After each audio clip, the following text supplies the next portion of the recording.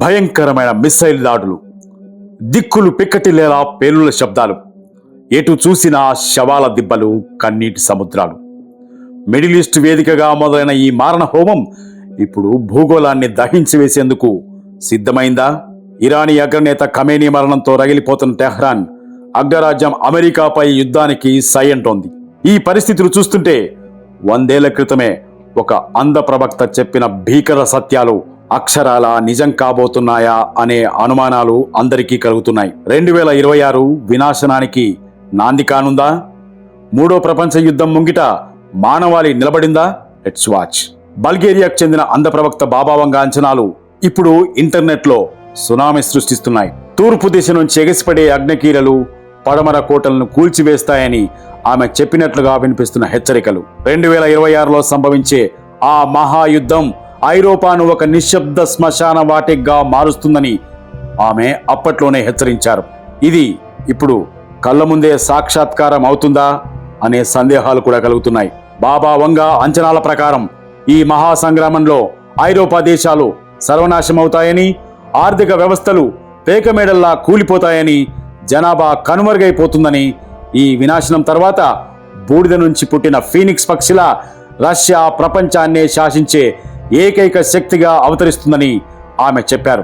ఇది America versus రష్యాగా మారి ప్రపంచ ముఖ చిత్రాన్నే శాశ్వతంగా మార్చబోతుందా అనే అనుమానాలు కలిగించేంతగా ఉన్నాయి ఆమె మాటలు.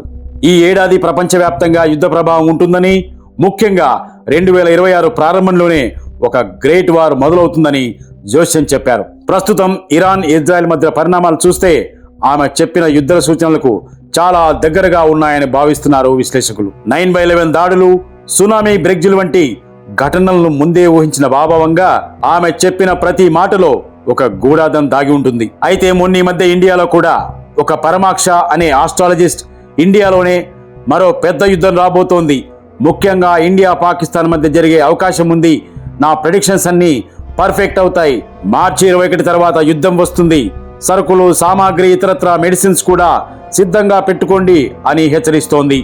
తాను గతంలో చెప్పినవన్నీ నిజమయ్యాయని, ఇది కూడా నిజమవుతుందని తన ఇన్స్టా పేజ్లో పోస్ట్ చేసింది ఈమె. నీ పిచ్చి పిచ్చి మాటలు ఇక్కడ కాదు అంటూ నెటిజన్లు ఏకిపారేస్తున్నారు.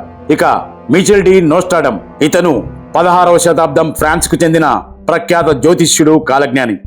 ఈయన చెప్పిన కాలజ్ఞానం ప్రకారం 2026 సంవత్సరంలో సుమారు 7 నెలల పాటు ఒక పెద్ద యుద్ధం జరుగుతుందని, దీనివల్ల భారీ ప్రాణ నష్టం సంభవిస్తుందని, దీనితో పాటు ప్రకృతి వైపరీత్యాలు, వాతావరణ మార్పులు చోటు చేసుకుంటాయని చెప్పుకొచ్చారు నోస్ట్రాడమస్.